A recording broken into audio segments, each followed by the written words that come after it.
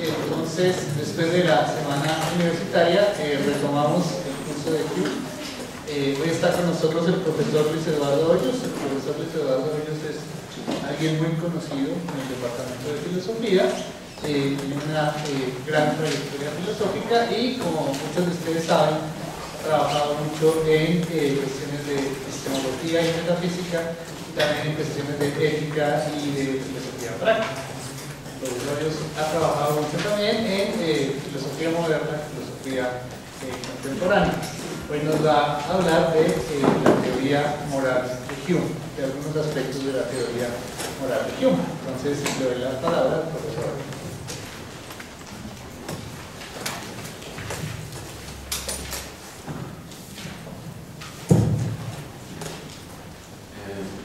Buenas tardes, noches.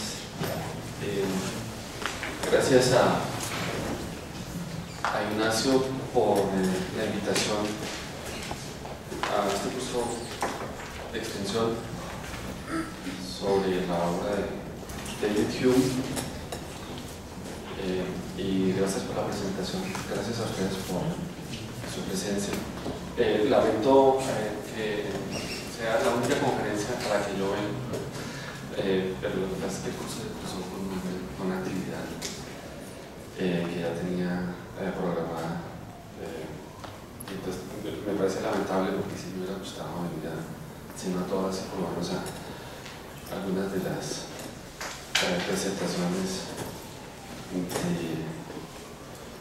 de uno de los filósofos que en mi opinión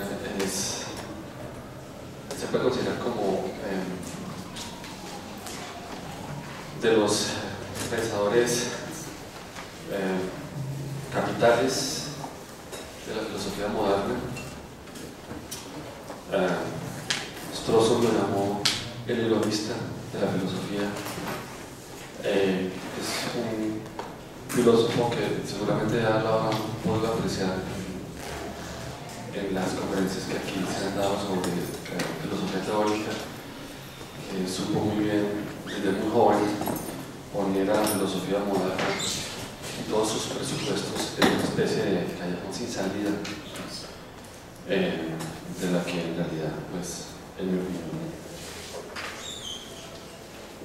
quizás aún no se ha salido, y a lo mejor ya no se saldrá, porque ya la filosofía moderna se acabó y tenemos otros problemas. Por lo menos esos presupuestos y ese paradigma cartesiano, lockeano, por así llamarlo, ya, digamos así, no, en cierto sentido cambiado, alterado. Bueno, yo no me voy a ocupar hoy, como lo saben, de filosofía teórica, sino de filosofía práctica. También un aspecto muy importante de la contribución del pensador escocés. En estricto sentido, Hume se consideró a sí mismo siempre un filósofo moral, principalmente,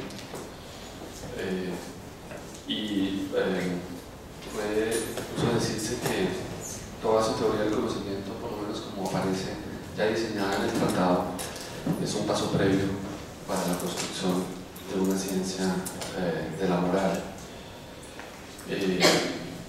Eso, pues, es objeto de polémica también entre los intérpretes. Está la conocida hipótesis de Ken Smith, según la cual Hume empezó en realidad con las partes 2 y 3 del tratado, y la primera la hizo después. Eso se discute mucho, no es tampoco de mucho interés sino para los, digamos, especialistas de la obra de Hume.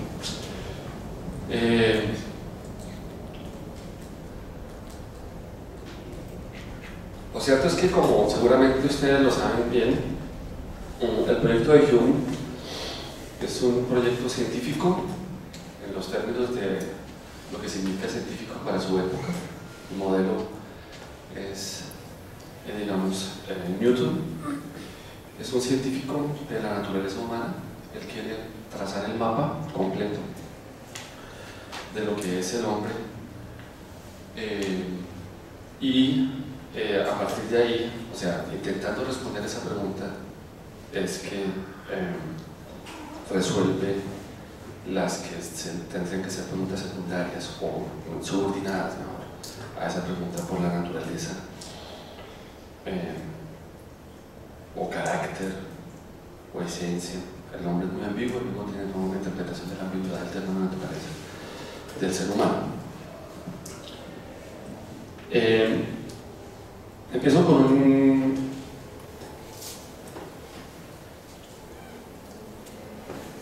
una frase. Antes de la frase, déjenme decirles algo sobre el título provisional que escogí para la charla, inspirado en el libro de interpretación de Hume de Barry Stroud, Pasión, Razón y Moral.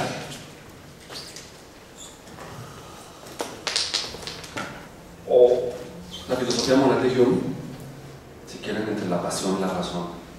Entre la pasión y la razón. Ahora sí viene la frase. Hume fue el único de los grandes moralistas que estaba feliz y contento con lo que él era. No hay atisbo en él de lamentación, de sentido de pérdida, ni rastro alguno de angustia y autocompasión románticas. No se queja del mundo que para él es, tanto mejor, un mundo sin el Dios de la religión. Cierro comillas. Esta frase la pronuncia John Rawls en sus lecciones sobre la historia de la filosofía moral, en uno de los capítulos dedicados al pensador que nos ocupa. La filosofía moral de Hume debe ser situada en el contexto de su proyecto naturalista.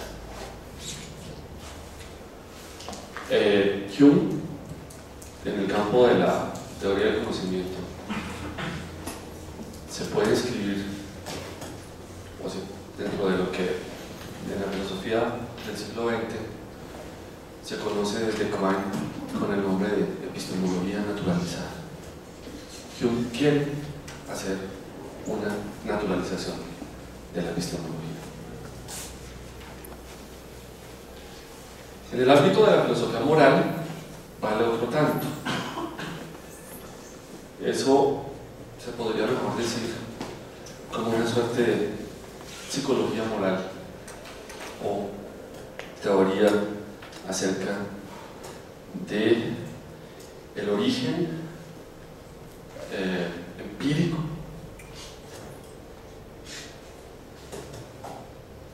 y el carácter ligado a su origen de las distinciones morales. La teoría moral de Hume es una suerte de psicología moral, o se puede también decir, pensando un poco en Kant, de antropología moral, en el sentido que Kant llamaba la antropología una disciplina empírica. Es más, o es fundamentalmente eso, una teoría de la fuente empírica y del origen de las distinciones morales, y no tanto, aunque directamente haga aportaciones a esto, no tanto una teoría sobre el significado de los juicios morales, sobre el sentido y el contenido y el significado de los juicios morales, o sobre la estructura y características del razonamiento moral. No es tanto una teoría que se ocupe de ese problema, aunque los tenga que tocar, y cuando lo toca pues es indirectamente, como una teoría acerca, una antropología o psicología moral en el sentido genético que les acabo de decir de manera muy esquemática. Yo en esta presentación voy a hacer algo muy simple. yo voy a leer con ustedes algunos pasajes que me parecen centrales, cruciales, de la filosofía moral de Hume, especialmente del tratado, y los voy a ir comentando. Escogí unos que me parecen los que dan buena cuenta de las ideas principales, de lo que yo considero son las ideas principales de su filosofía moral. Evidentemente para una reunión, para una sola reunión de este tipo, pues es mucho. Yo no sé si voy a alcanzar a cumplir todo lo que tengo pensado, pero para mi propósito quedaría ya logrado el cometido si puedo decir algo acerca de el escepticismo de Hume acerca de la razón práctica. Es decir, como ahora voy a tener la oportunidad de explicarlo, ojalá, en más detalle, acerca del hecho de que para Hume la moral no tiene como fuente la racionalidad humana. A eso lo llamamos escepticismo de la racionalidad práctica. Pero es mucho más profundo que eso, o más amplio, si quieren, en el sentido de que puedo adelantarlo. Estoy haciendo como el índice, ¿no?, de lo que voy a hacer, ¿no? Podríamos decir que no hay en estricto sentido para Hume una teoría de la racionalidad práctica, mejor dicho, y no la hay porque para Hume no hay en estricto sentido algo así como razón práctica. Eso es un tema fundamental de la filosofía, y la posición de Hume al respecto pues, es una posición bastante controvertida, bastante característica, que yo quisiera que esta idea, esa es la primera idea, que nos quede una idea muy importante, que nos quede retenido algo muy central sobre ese punto. Junto a ello, pues, es como parte de la misma idea, quiero que veamos el papel determinado, el papel fundamental, el papel crucial, definitivo de las pasiones en la moral. Si ustedes quieren, entonces, para decirlo esquemáticamente, ningún papel de la razón en las distinciones morales, en la formación del juicio moral, si ustedes quieren, y todo el peso en lo que Hume llama pasiones. Eso, digamos, sería lo primero, la primera idea que quiero trabajar. La segunda idea, muy ligada a ella, porque ahí se prepara un argumento, que la podemos llamar moral y sentimientos. Suele decirse, es un lugar común, que la filosofía moral de Hume es una filosofía del sentimiento. En estricto sentido, las distinciones morales, cuando digo distinciones morales, es una expresión de él. Cuando digo distinciones morales, digo la distinción bueno o malo, justo y injusto. Cojamos esas dos principalmente, las distinciones básicas, normativas, fundamentales. Dependen, o para poner los términos de Hume, no se derivan de la razón, sino del sentimiento.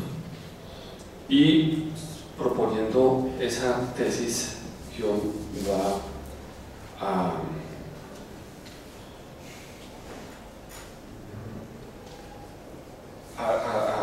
dar una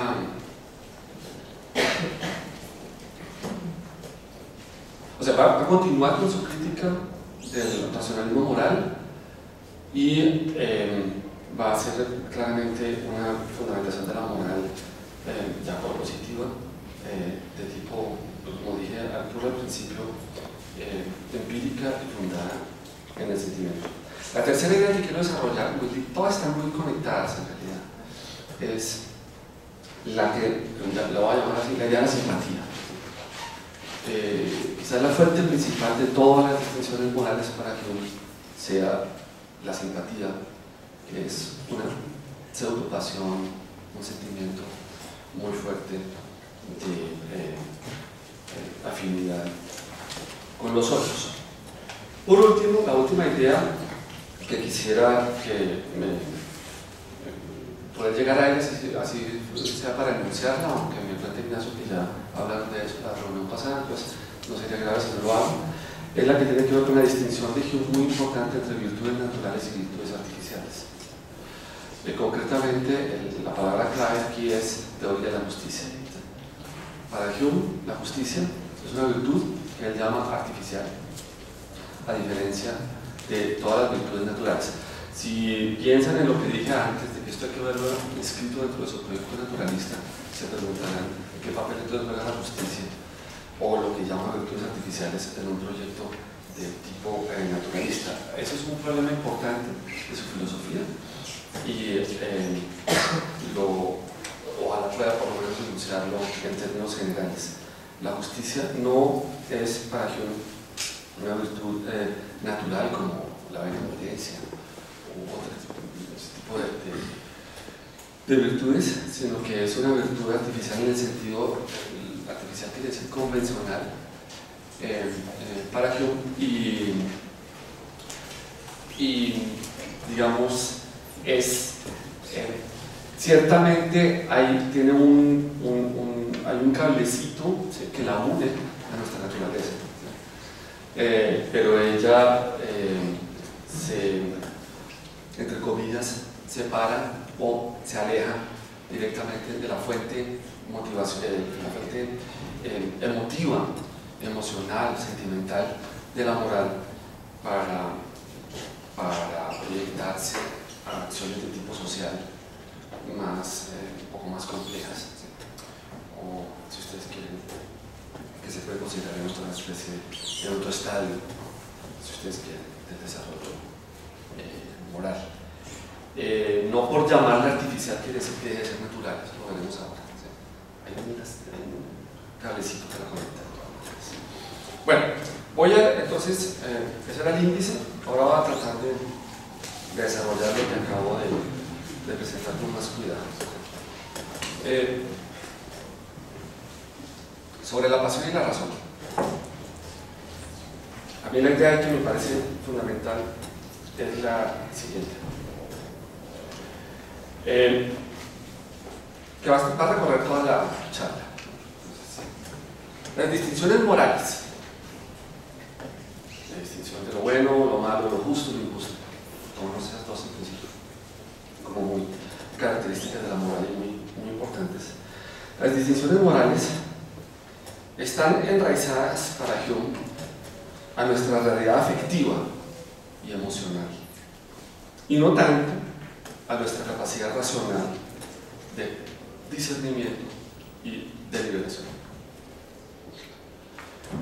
Si algo tiene que ver con nuestra capacidad de discernimiento y deliberación, es porque nuestra capacidad racional de discernimiento y deliberación está en algún sentido atada también a nuestra realidad emocional y sentimental. Las pasiones, que para Hume pueden ser directas o indirectas, la voy a hacer una esquemita, se originan por el bien o el mal, por el placer o el dolor. Muchas veces Hume, ustedes van a encontrar en el texto, si lo han leído o cuando lo lean, que él dice placer y dolor, y con mucha frecuencia procuro que diga, es decir, bien y mal, perdón, al revés, bien y mal, es decir, placer y dolor, ¿sí?, como si fuera una interpretación de los términos. Repito, las pasiones que pueden ser directas o indirectas se originan por el bien o el mal, por el placer y el dolor. Directamente, en el caso de las primeras, las que son pasiones directas, o en adición, dice él, de otras cualidades en el caso de las segundas, es decir, de las indirectas.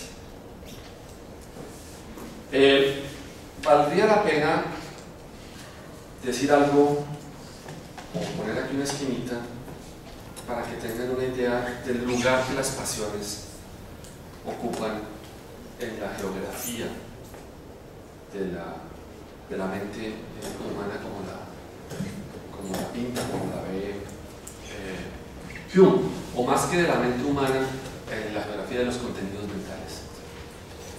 El catálogo de los contenidos mentales ustedes lo saben, seguramente lo han visto ya en este curso, pero yo lo voy a hacer rápidamente. Hume engloba todos los contenidos mentales dentro del término percepción.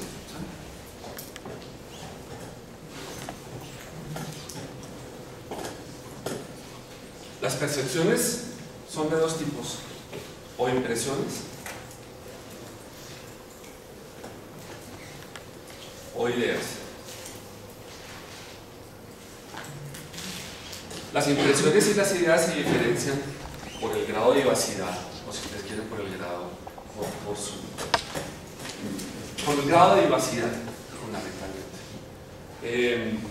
Las ideas tienen un carácter, vamos a decirlo así, eso puede sonar un poquito provocador para la discusión, tienen un carácter representacional, no así las impresiones. Por lo menos las simples. Las impresiones, a su vez, las distingue Hume en impresiones simples, como ustedes lo saben, e impresiones complejas.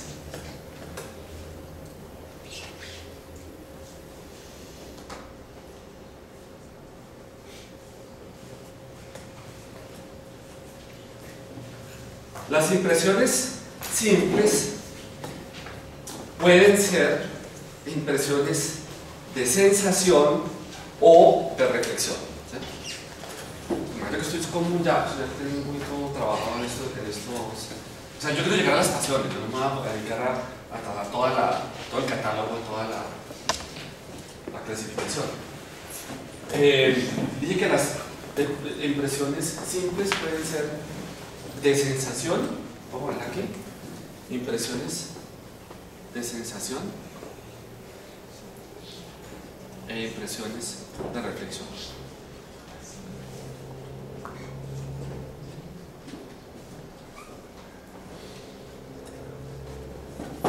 Las impresiones, perdón, son las impresiones simples.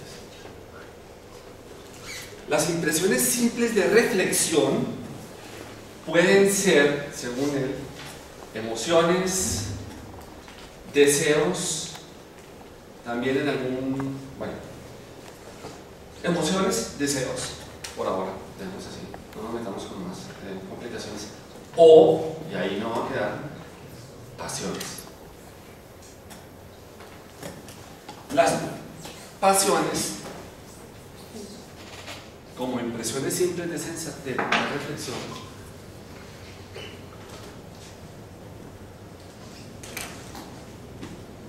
son afecciones.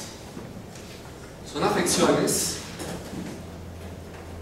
que padecen, la palabra lo dice, la mente. A su vez las clasifica en dos tipos. A una las llama primarias, a otra las llama secundarias, pero bueno, mejor hagámoslo así. La mejor clasificación es la siguiente.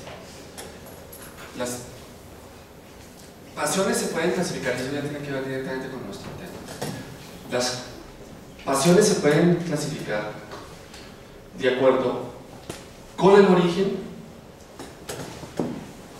eso en realidad vale para todas, y de acuerdo con su intensidad o, si ustedes quieren, su turbulencia.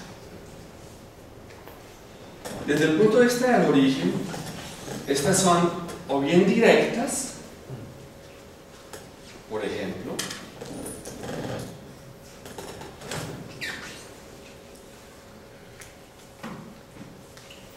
el deseo, la aversión, la tristeza, la alegría, la esperanza, el miedo, la desesperación y la confianza. Son pasiones que se producen directamente. ¿Qué quiere decir eso? Que son originadas inmediatamente por el bien o el mal, es decir, por el dolor o el placer que las produce un objeto. Esto supone una relación causal con objetos que producen las pasiones, pero ahora eso no nos parece, no nos va a interesar mayormente. Por el origen también pueden ser indirectas. Es decir, son indirectas, son las que proceden también de los mismos principios, o sea, bien, mal, placer o dolor, que las ocasionan, pero que se mezclan con otras cualidades, inclusive con otros principios también internos en la mente. Estas pasiones indirectas son, por ejemplo, el orgullo, la humildad, la ambición, la vanidad, el amor, el odio, la envidia, la piedad, la malicia, la generosidad y sus derivados, etc. Es infortunado que no haya mucho tiempo, que no tenga mucho tiempo para desarrollar la teoría de las pasiones indirectas en Hume. Es maravillosa, porque es mucho más, a mi modo, más compleja y más interesante que la de las pasiones directas. Porque las pasiones indirectas, estas que acabo de mencionar, orgullo, humildad, etc., ambición, vanidad, son pasiones que, repito, se originan inmediatamente. Es decir, no se originan inmediatamente de acuerdo con ideas de bien, la idea del bien, el placer o el dolor que causan, ¿sí? Pero en conexión con otras cualidades. Y normalmente la otra cualidad es o la idea del yo, ¿sí?, o la idea del objeto. Ustedes saben, si han visto la epistemología de Hume, que esas dos ideas son problemáticas centrales, son construcciones de la imaginación, pero juegan un papel en la producción de las pasiones. Por ejemplo, la pasión del orgullo está muy ligada a una sensación, a una, es decir, de placer con respecto a una idea de mí, una idea que yo tengo de mí. Y así, repito, es infortunado, no podemos meternos con la idea no es una conferencia sobre la teoría de las pasiones, que es todo el libro segundo, sino yo quiero orientarme a la concepción fundamental de la pasión y su teoría moral. Esto, digamos, es la clasificación de las pasiones desde la perspectiva del origen, ¿sí? Y ese origen, suponemos, es causal, es decir, hay una conexión causal con de la mente con objetos o con la relación de las ideas que se hace de los objetos con lo que tiene como idea de sí mismo, etc. Una cosa que es muy importante, antes de que se me pase, es de entender que las pasiones como clases de impresiones son, por así decir, existencias originales. Es una expresión que utiliza Hume, y lo dejo también para la discusión. No tienen un carácter representacional. Quizás las indirectas, sí, en cuanto hay una conexión ahí complicada con ciertas ideas que yo tengo de los objetos o del yo o de los otros, ¿cierto?, o de otros yoes. Eso es importante en el caso del vídeo. Pero por lo pronto las pasiones son, digamos, por así decirlo, existencias independientes y originales. Digamos, no tienen un carácter que pone el acento, que no tienen un carácter representacional. Pero además las pasiones se pueden distinguir según su turbulencia o según su intensidad, la intensidad sentida. ¿Se entiende? No la intensidad en sí, la intensidad como la siente el paciente. No hablemos de la gente, aquí toca hablar del paciente, es una teoría de la pasión, no tanto en principio una teoría de la acción, aunque todo esto va a tener unas implicaciones, como ya lo voy a mostrar, para la teoría de la acción. Desde el punto de vista de la turbulencia o la intensidad, es conocido para Hume, las pasiones se distinguen en serenas y violentas. Las pasiones pueden ser serenas o violentas. Esa distinción es importante y va a tener mucho que ver con lo que vamos a decir a continuación, en conexión con la razón. Por otra parte, también se puede decir que podría ser una tercera clasificación a la que no le da mucha relevancia, pero se puede encontrar en partes del texto. Las pasiones también se pueden distinguir en fuertes y débiles. Esto ya no en relación con la intensidad sentida por el paciente, sino más bien en relación con la influencia causal que la pasión tiene. Influencia causal que la pasión tiene en fuertes y débiles. Una pasión serena se puede hacer fuerte en la medida en que yo la puedo incorporar a mi estructura, a mi carácter, ¿sí? A lo que yo quiero que sea mi estructura de comportamiento. Yo puedo una pasión serena convertirla en fuerte y hacer que determine mi vida, que sea parte constitutiva de mi carácter. Esa distinción que me parece que es importante, digamos, serenas y violentas por un lado y fuertes y por otro lado. Bueno, esto, digamos, en relación con la clasificación de las pasiones. Ya había dicho entonces, no se me puede olvidar, que las pasiones pues, no tienen en estricto sentido un carácter representacional, sino que para utilizar la expresión de Jung se pueden considerar como realidades originales. ¿Qué tiene que ver esto con la moral? O mejor, antes de entrar a la moral, en la segunda parte, moral del sentimiento. ¿Qué tiene que ver esto con la teoría de la racionalidad? De lo que es más importante. Aquí ya me parece, estoy como poniendo las piezas para formular la primera idea que me parece importante, que vale la pena que discutiéramos en esta reunión. La primera idea de Hume, que nos debe servir y que me parece que es una idea en cierto sentido actual y que puede ser interpelada muy claramente desde la forma como nosotros vemos las cosas en nuestra época.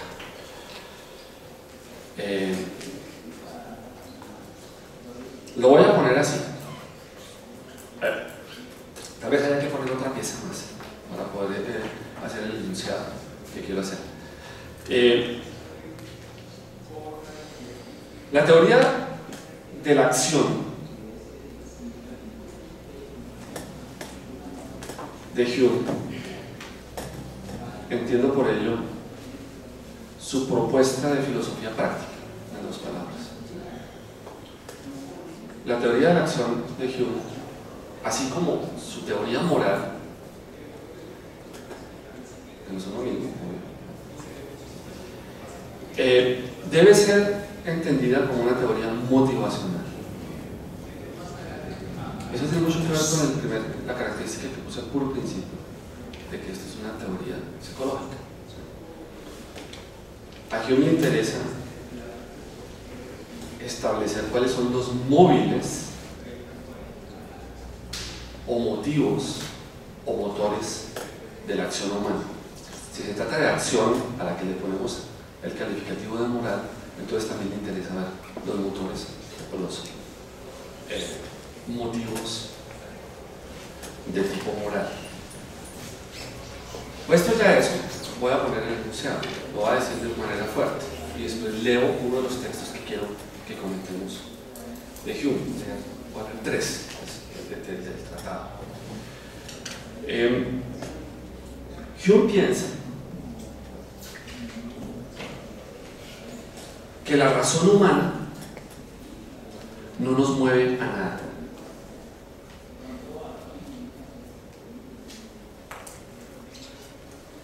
La razón, es una de sus expresiones favoritas, es inerte. Yo voy a decirlo así, interpretando por supuesto. La razón es adjetiva, no es sustantiva. No tiene que ver con la fuente del movimiento. La fuente del movimiento que se va a volver una acción. El movimiento no es... ¿sí?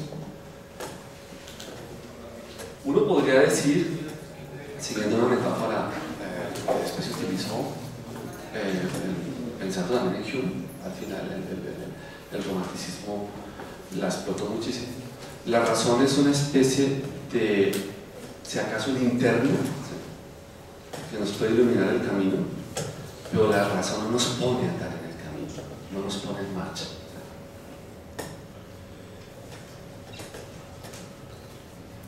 de aquí se funda, o sea, en esta idea, se funda mucho de lo que se conoce como, dicho suavemente, escepticismo de Hume con respecto a la razón práctica.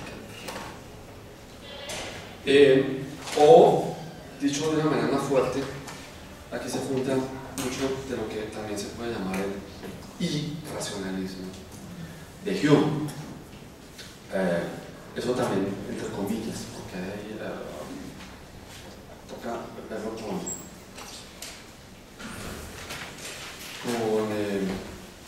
con cuidado. Uno de los textos entonces es el famosísimo pasaje. Muchos de ustedes seguramente ya lo han oído.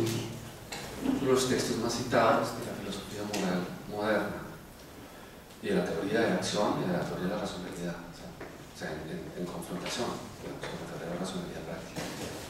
Dice Hume en el tratado: dado que la sola razón no puede nunca producir una acción, te acabo de decir, o dar origen a ninguna abolición, deduzco que esta misma facultad es tan incapaz de impedir la abolición como de disputarle la preferencia a una pasión o emoción. Esta consecuencia es inevitable.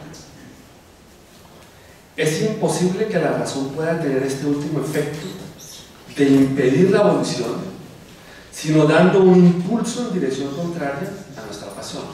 Mejor dicho, lo único que se puede enfrentar a una pasión es otra pasión. Es un error creer que la razón se puede enfrentar a la pasión, controlarla, dominarla, contrarrestarla, reprimirla, etc. Lo único que puede refrenar una pasión es otra pasión. La razón no va a nada. La razón es inerte, la razón es adjetiva. Y si tal impulso hubiera actuado solo, debería haber sido capaz de producir la abolición. Nada puede oponerse al impulso de una pasión o retardarlo, sino un impulso contrario. Y si este impulso contrario surgiera de la razón, suponiendo que eso fuera posible, esta facultad debería tener una influencia originaria sobre la voluntad y ser capaz de causar o de evitar cualquier acto volitivo. Pero si la razón no tiene influencia originaria alguna, repito, la razón es inerte. Si la razón no tiene influencia originaria alguna, es imposible que pueda oponerse a un principio que sí posee esa eficacia, o esa eficiencia, como también lo es que pueda suspender la mente siquiera por un momento. Por tanto, es manifiesto que el principio opuesto a nuestra pasión no puede ser lo mismo que la razón, y que solo es denominado así en sentido impropio. No nos expresamos estrictamente ni de un modo filosófico cuando hablamos del combate entre la razón y la pasión. La razón es y solo debe ser esclava de las pasiones y no puede pretender otro oficio que el de servirlas y obedecerlas. Como esta opinión puede parecer algo inusual, puede que no esté de más confirmarla mediante algunas otras consideraciones, y viene una larga digresión y argumentación. El texto pues es un texto rico y complicado, ¿no? La última frase, la frase famosísima, llama de entrada la atención, que Hume, voy a dejar, siempre te voy a llamar la atención sobre eso, pues, que Hume diga la razón es y solo debe ser esclava de las pasiones. ¿Qué quiere decir ese debe ser? No le pondría ese. Sí. Es y no puede menos que ser, algo así, ¿no? En todo caso, la razón es esclava de las pasiones. Dos ideas aquí son centrales, ¿sí? Primero, lo que quiere decir Hume es que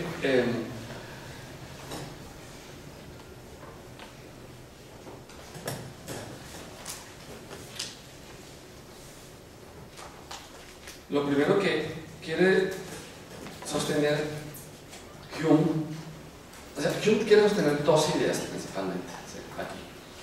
Una es que, como les dije, la razón no puede ser nunca un motivo o motor de una acción de la voluntad. Ella no tiene ningún poder causal sobre la acción. El poder causal sobre la acción lo tiene la pasión. Punto uno. Esa es la primera idea, la afección. Y la segunda es que la razón no puede oponerse a la pasión en lo concerniente a la dirección de la voluntad. No hay una oposición entre pasión y razón. O sea, a la pasión no se le puede oponer la razón. A la pasión solo se le puede oponer otra pasión. A algo de naturaleza afectiva solamente se le puede oponer algo de naturaleza afectiva para contrarrestarlo. La mayoría de las personas, según Hume, creen que la razón a veces controla las pasiones, se opone a ellas y las puede, digamos, dominar o controlar, o oponerse a ellas en general, por una, como dice él, de manera impropia, porque hace una confusión. Eso es muy típico en Hume, ¿no? Tomamos una cosa por otra y entonces nos acostumbramos a verla así y nos contentamos con eso. Eso pasa también con la idea de yo y con otras ideas. Aquí pasa algo por el estilo. Creemos que es la razón la que está dominando o contrarrestando una pasión, pero en realidad es una pasión serena la que se le ha opuesto a una pasión violenta cuando decimos que la controló. Y no es que no deja de haber pasión. Si somos seres activos, tenemos que ser seres movidos por afecciones. Es decir, somos seres movidos por afecciones. Y cuando yo estoy, digamos, tranquilo y no estoy sobrecogido por los celos, sino que los he logrado calmar, pues me estoy muriendo de celos y los estoy calmando, según Hume no está pasando que la razón controló la pasión de los celos, sino que una pasión serena empezó a dominar sobre mi ánimo. Pero no deja de haber. Contrarresté los celos con otra pasión y logré serenarme. Y lo que hay es una pasión serena. Confundo eso con la razón. Y esa no es la razón. La única forma, esto me parece también central, es otra idea relacionada con esto, la única forma en que se puede o se podría pensar que hay una oposición entre razón y pasión es, o la única, la única circunstancia en que la pasión y la razón se podrían oponer es una circunstancia en donde ha mediado de alguna manera un juicio. Y aquí hay algo muy interesante, porque yo creo que aquí es donde Hume propone su teoría famosísima, pues estándar, de la racionalidad instrumental. Lo que esencialmente la racionalidad es la racionalidad práctica. Estoy hablando de racionalidad práctica. Es racionalidad instrumental. Y eso significa dos cosas para Hume. Significa que el agente, que repito, es movido por afecciones y por pasiones, es racional, movido por afecciones, es racional cuando uno supone correctamente que el objeto al que se dirige su voluntad existe. Cuando lo supone correctamente, es decir, cuando ese objeto existe y él lo supone correctamente. Eso lo podemos llamar en dos palabras: creencia verdadera. Hay una creencia verdadera en relación con los objetos de la volición. Y eso lo puede decidir, por así decir, la racionalidad. En eso puede contribuir la racionalidad. Y por otra parte, esa misma gente es capaz de adaptar los medios expeditos para la consecución de los fines que son objeto de su voluntad. Primero, hay claridad o certeza, seguridad, etcétera, creencia verdadera de que el objeto que pretende la volición existe, ¿sí? Es un objeto verdadero, o la pasión, ¿sí? Y segundo, hay unos medios que deben ser los expeditos o más adecuados para obtener ese punto de vista. Eso es un concepto de racionalidad práctica instrumental. Ahí puede haber un conflicto entre pasión y razón, ¿sí? Cuando, por ejemplo, por el efecto de alguna pasión, hay un movimiento pasional muy fuerte, yo tomo por verdadero un objeto que no existe. Por ejemplo, puedo considerar como objeto de mi temor algo que no existe. Entonces hay una creencia falsa. Hay un conflicto ahí entre pasión y razón. Es el único caso que puede hacer, que puede haber. Pero normalmente el conflicto, el problema no es un problema de la pasión, es un problema del juicio, según Hume. Hay un juicio equivocado. La pasión en realidad es una existencia originaria, no tiene características representacionales. Entonces,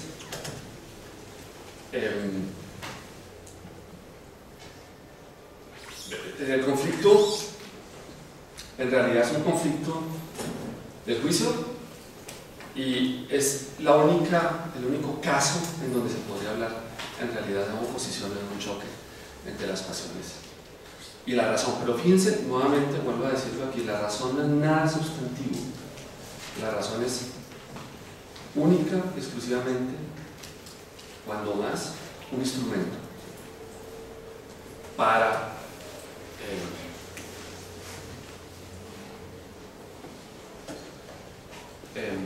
tener por verdadero el objeto de la abolición, cuando estoy hablando de racionalidad práctica, repito, ¿sí? Y segundo,